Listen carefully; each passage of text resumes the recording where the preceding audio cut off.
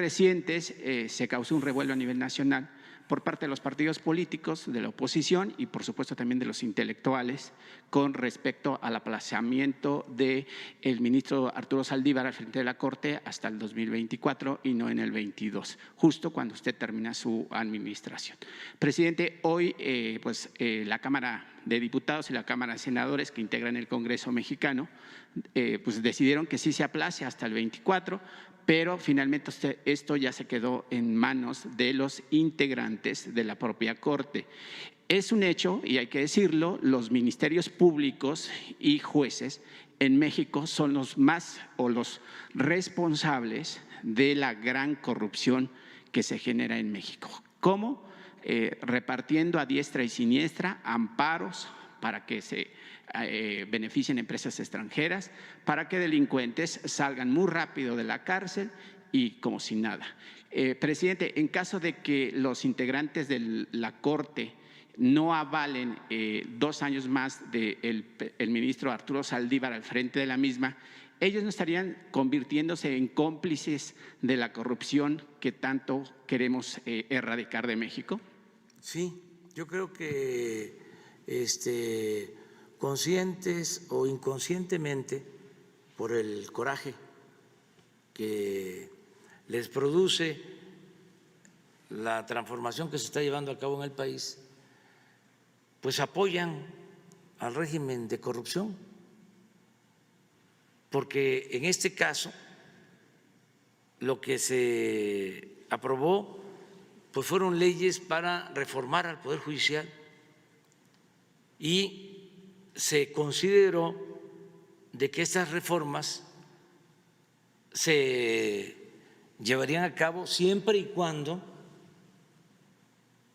el presidente de la Suprema Corte y el presidente a la vez, que es la misma persona, del Consejo de la Judicatura, fuese una gente honorable, íntegra, que no perteneciera a los mismos grupos de poder económico y político que llevaron a la ruina al país, a la decadencia,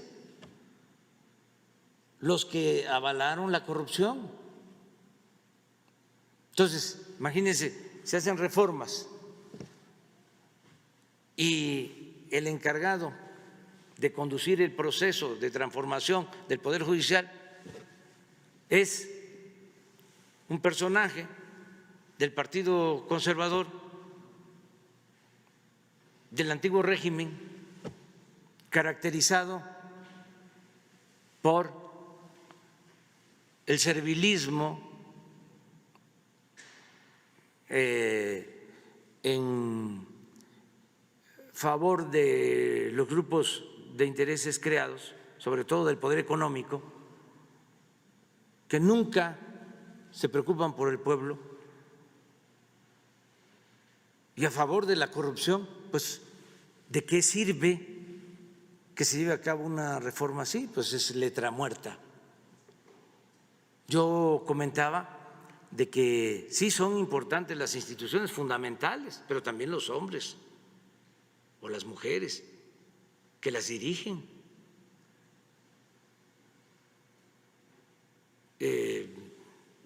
Decía yo en una ocasión, y lo sostengo, guardadas todas las proporciones, sin Hidalgo no hubiese habido independencia, o no hubiese habido una independencia que subrayara la necesidad de justicia.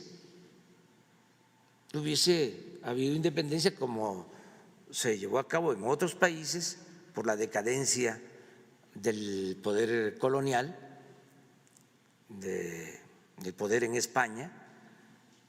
La independencia de los países de América Latina casi se hizo al mismo tiempo, pero la independencia de México tiene una peculiaridad.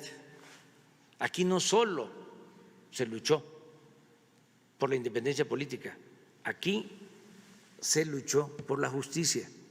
Hidalgo proclamó la abolición de la esclavitud y Morelos quería la igualdad. Entonces, sin estos dos curas rebeldes, extraordinarios, pues no hubiese sido lo mismo, guardadas todas las proporciones. Sin Juárez, ahí sí, seguro, no hubiese habido reforma, porque el proceso de independencia se da por una situación de carácter externo, aun cuando existían condiciones internas para un cambio, sobre todo por la explotación y la opresión en que vivían la mayoría de los mexicanos. Pero en el caso de la reforma, ahí sí, es Juárez el que encarna esa transformación.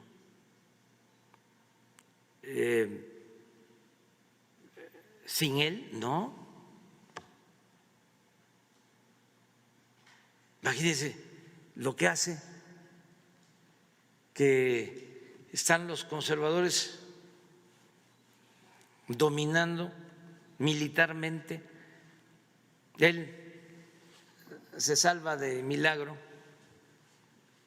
lo salva Guillermo Prieto en Guadalajara, se va a Colima, a Manzanillo, para ir a Veracruz, cruza del Pacífico al Atlántico y se va a Veracruz, y ahí, en una situación difícil, acosado por las fuerzas de la reacción, por el conservadurismo, se lanza con las leyes de reforma, se va hacia adelante, en vez de echarse para atrás. Vámonos. Y es genial porque, entre otras cosas, siempre cuida mucho el respeto a la religiosidad del pueblo, porque no era antirreligioso, era anticlerical, que es distinto. Entonces, en los textos, cuando lleva a cabo esa acción histórica, utiliza incluso palabras bíblicas en los textos. Ojalá y en esta decisión contemos con el apoyo de la divina providencia. Cosas así, para dejarle claro al pueblo de que no era ir en contra de sus tradiciones, de sus costumbres, de su religión, sino en contra del poder que se acumulaba, poder económico, poder político, y que se tenía que llevar a cabo esa reforma para separar lo religioso de lo civil, que al César lo que es del César y a Dios lo que es de Dios. Eso fue único, eso no se dio en otros países del mundo, eso es México. Entonces, fue Juárez. La revolución, todos estos intelectuales orgánicos, ¿no?, que desconocen procesos políticos fundamentales porque no conocen al pueblo, los sentimientos del pueblo, hablan de caudillismo como un asunto malo en términos peyorativos. Pero ¿qué hubiese pasado sin Madero?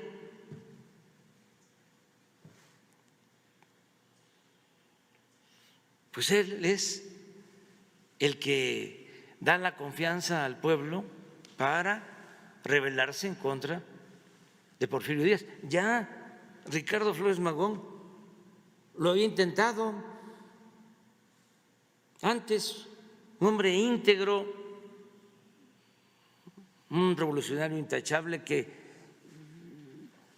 vivió más tiempo en la cárcel que en libertad por sus ideales y convocaba al pueblo a tomar las armas y no, como 2 intentos.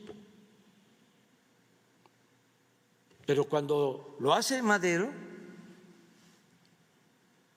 que convoca al pueblo a tomar las armas el día 20 de noviembre de 1910 a las 6 de la tarde, que hasta le pone la hora, en 6 meses después de eso ya estaba Porfirio Díaz afuera. Acudieron a su llamado. Entonces, sí son importantes las instituciones, pero también los hombres. Entonces, ¿qué pasa en la Corte? Si termina el periodo el año próximo, el actual presidente, Arturo Saldívar, los miembros de la Corte eligen al nuevo presidente. El actual presidente, Arturo Saldívar, continúa como ministro, pero ya no como presidente. Y como ya no sería presidente, tampoco sería presidente del Consejo de la Judicatura, que es el órgano encargado de cuidar el buen comportamiento de los jueces, de los magistrados, de los mismos ministros. Es el órgano que puede llevar a cabo la transformación del Poder Judicial, vigilar de que los jueces no estén como ahora al servicio de los potentados. No generalizo, porque hay jueces, mujeres, hombres rectos, como hay magistrados también, pero la mayoría está acostumbrada a esas prácticas. Baste decir que durante todo el periodo neoliberal no se sentenció a Caro Quintero y le concedieron un amparo porque no tenía sentencia, 27 años sin sentencia. ¿Cómo defender eso?